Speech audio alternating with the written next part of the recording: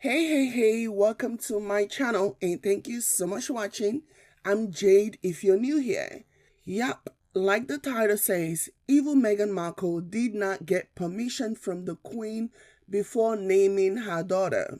So basically, this is what happened. As you guys already know, Meghan and Harry welcomed their second child, a daughter, earlier this month.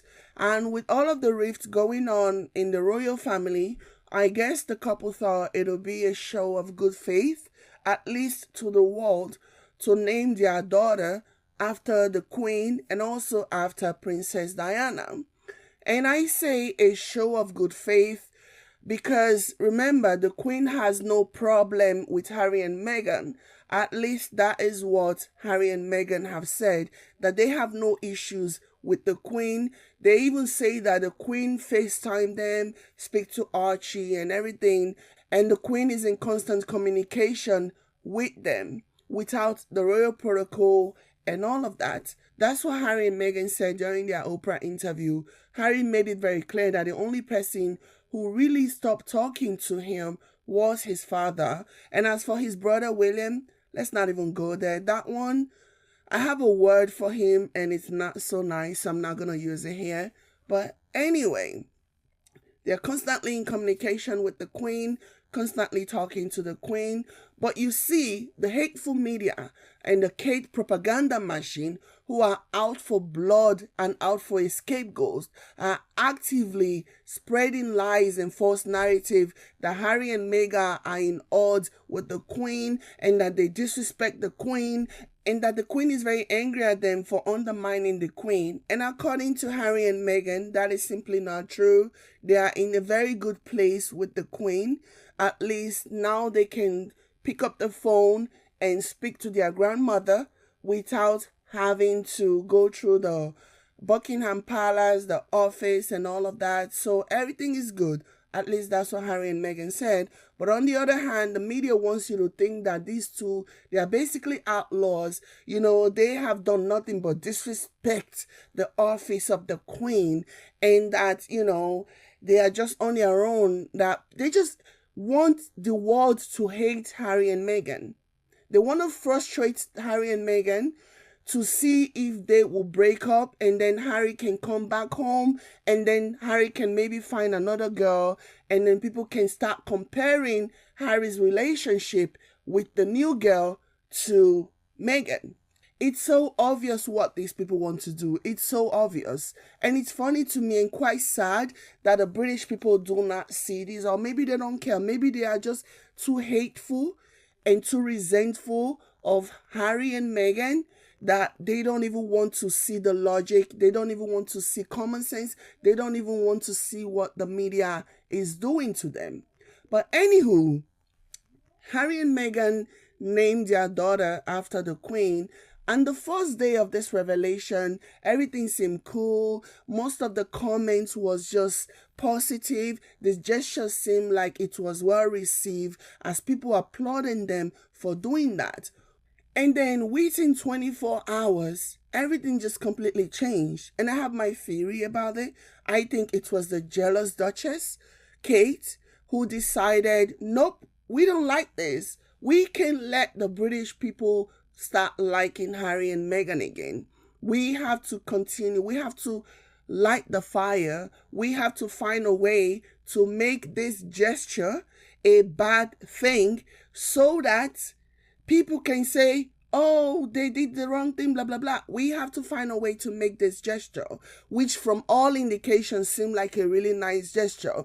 But we have to make it seem as though they did the wrong thing. We have to make it seem like the bad thing that they did so that people can go back to hating them again because we can't let the British people like them. And so Kate and her cohorts in the media went to work. They began to spin the story negatively. They just started coming up with all kinds of lies, all kinds of misinformation. They said the Queen was angry that they would use her nickname, her preferred nickname, her favorite nickname. Some said the Queen was angry because Harry and Meghan never asked for her permission to use the name. It's just a freaking name. Oh my gosh, it's just a freaking name.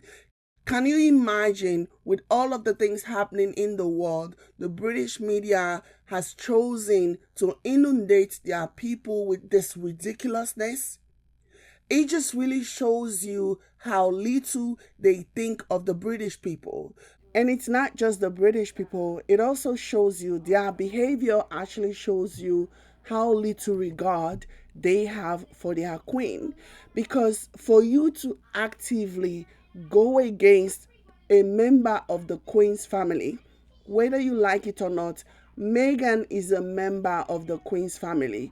If you go after Meghan, you go after the queen. So for the media to actively go after Meghan the way that they have done in this past few years, it really just shows that they have zero regards for their queen. And all that talk about how God saves the queen, blah, blah, blah, blah, blah, all of that is just lip service. Because at the end of the day, when you love me, you have to love everything about me. You have to, if you accept me, you have to accept anyone that is a member of my family, whether blood relative or by marriage or whatever. You have to accept my family, but you cannot actively go against my family and yet claim to love and respect me. It doesn't work that way. But in their mind, this makes absolute sense. This is why when people say, oh, the queen doesn't really have a say or cannot intervene in what the media does, this is why I always call bullshit, because I really do believe that if the queen wanted this to stop, she would have put an end to this a long time ago. Personally, the reason why I think people in the royal family haven't really had the guts, the audacity to speak to the media to stop bullying Meghan and Harry, the reason is simply because it's about self-preservation. They have to focus on someone. They have to give the media something. Yeah. If the royal family tells the media to stop scapegoating Meghan and Harry, you have to give them something. You have to allow, they have to go back to talking about something to bring in the viewers, right? And so if you're not going to let them talk about Harry and Meghan and lie and spew all kinds of misinformation about Harry and Meghan, then you're going to let them talk about Prince Andrew and his case and this invitation by the FBI that he hasn't honored. So they have to talk about something. You have to give them something. So at the end of the day, the reason why people who can actually tell the media to back off of Meghan and Harry, the reason why they haven't done this is because of self-preservation.